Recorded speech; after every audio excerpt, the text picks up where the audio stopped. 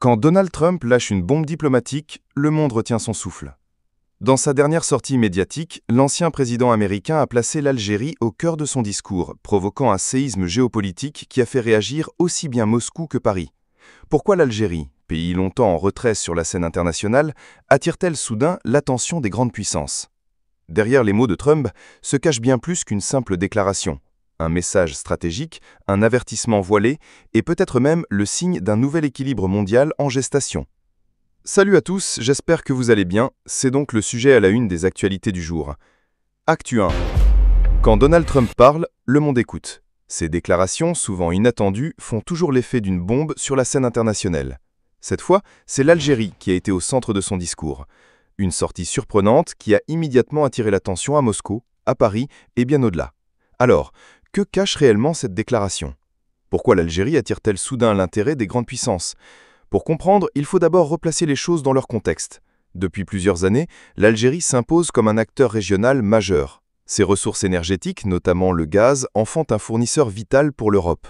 Mais l'Algérie, ce n'est pas seulement l'énergie. C'est aussi une diplomatie singulière, indépendante, souvent marquée par une distance assumée vis-à-vis des grandes puissances. Dans un monde bouleversé par la guerre en Ukraine, par les tensions au Moyen-Orient et par la rivalité croissante entre Washington et Pékin, chaque mot concernant Alger devient stratégique. C'est dans ce climat que Trump a évoqué l'Algérie. Officiellement, il aurait souligné son rôle croissant dans les équilibres énergétiques et sécuritaires, notamment au Sahel. Mais derrière cette apparente spontanéité, beaucoup voient un message codé. Trump semble vouloir rappeler à Washington que l'Algérie est trop importante pour être ignorée. En clair, si les Américains ne s'en occupent pas, d'autres, Moscou ou Pékin, le feront. Ces propos sonnent comme un avertissement. Ne laissez pas l'Algérie filer entre vos doigts. À Moscou, la réaction a été immédiate. La Russie a toujours considéré l'Algérie comme un partenaire privilégié, surtout dans le domaine militaire. Depuis des décennies, des accords d'armement, des coopérations énergétiques et une relation de confiance unissent Alger et Moscou. Alors, entendre un ancien président américain mettre l'Algérie en avant est perçu comme une tentative claire d'empiéter sur un terrain historiquement russe. Certains médias proches du Kremlin y voient une opération de séduction américaine. Mais d'autres analystes tempèrent. L'Algérie, fidèle à sa doctrine de non-alignement, s'est préservé ses marges de manœuvre tout en diversifiant ses partenariats. En France, la réaction a été plus discrète, mais tout aussi attentive. Paris sait qu'une compétition accrue pour influencer Alger pourrait lui faire perdre une position historique déjà fragilisée. Les relations franco-algériennes sont complexes, marquées par une mémoire coloniale douloureuse et par une interdépendance économique et sécuritaire. Voir les États-Unis s'immiscer davantage dans ce jeu inquiète certains responsables français qui craignent un recul de l'influence de la France au Maghreb. Dans le même temps, Paris est obligé de garder de solides canaux avec Alger, notamment sur les questions migratoires et la sécurité au Sahel. Tout cela révèle une évidence, l'Algérie est aujourd'hui au cœur d'un jeu international beaucoup plus large qu'elle ne l'a jamais été. Washington, Moscou, Paris, Pékin, toutes les grandes puissances ont un œil attentif sur Alger. Pour l'Algérie, c'est à la fois une opportunité et une responsabilité. Opportunité, car cette attention lui offre une capacité inédite de négocier des accords avantageux, de tirer profit de la concurrence des grandes puissances. Responsabilité, car ce rôle central l'expose aussi à devenir un terrain de rivalité et de tension. La déclaration de Donald Trump dépasse donc largement la provocation ou le simple coup de communication. Elle met en lumière une redéfinition des alliances internationales. L'Afrique du Nord, et particulièrement l'Algérie, n'est plus une zone secondaire, elle est un pivot où se croisent les intérêts énergétiques, militaires et diplomatiques des grandes puissances. Moscou veut préserver son partenariat militaire, Paris veut maintenir son influence historique, Washington veut revenir en force et Pékin continue d'investir massivement. Au milieu de ces convoitises, Alger a une carte rare à jouer, celle d'un acteur indépendant capable de peser sur les équilibres régionaux sans se soumettre à un seul camp. Une position fragile, mais puissante.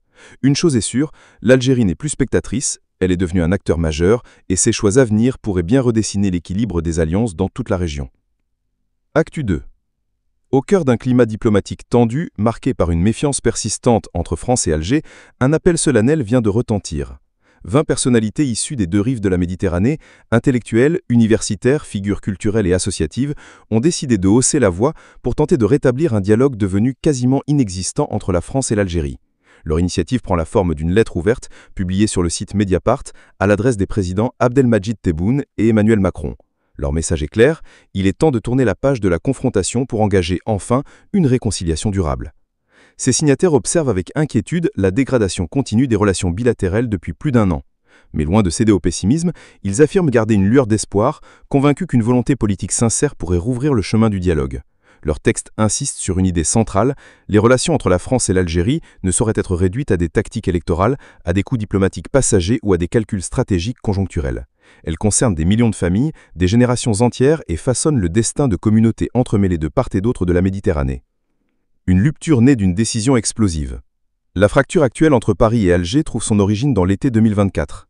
À ce moment, Emmanuel Macron annonce officiellement la reconnaissance de la souveraineté marocaine sur le Sahara, une décision hautement symbolique qui a immédiatement provoqué l'ire des autorités algériennes. Considérée comme un affront diplomatique majeur, cette déclaration a conduit l'Algérie à suspendre tout contact officiel avec la France.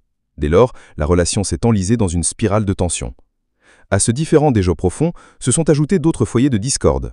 L'incarcération de l'écrivain algérien Boualem Sansal, événement dénoncé à l'échelle internationale, est venue jeter de l'huile sur le feu. À cela s'est greffé le contentieux récurrent des expulsions d'Algériens en situation irrégulière en France, visés par des obligations de quitter le territoire. Tous ces éléments cumulés ont fini par transformer une brouille politique en une véritable impasse diplomatique. Les citoyens pris en piège des tensions.